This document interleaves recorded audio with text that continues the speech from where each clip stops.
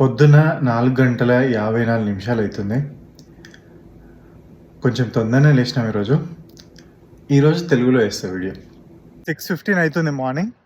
ఇంకా అంత పూర్తిగా లేదు, లైట్ చీకటే ఉంది కొంచెం. మనము ఆల్మోస్ట్ 4:50 ఆ టైంకి ఈరోజు లేచినాం కాబట్టి ఆల్మోస్ట్ మన రొటీన్ హాఫ్ అయిపోయింది. వెళ్తురు వచ్చేసరికి ప్రాబబ్లీ చాలా వరకు అయిపోయి ఉంటుంది మన రొటీన్. బాగుంది, చూడడానికి అయితే చాలా బాగుంది.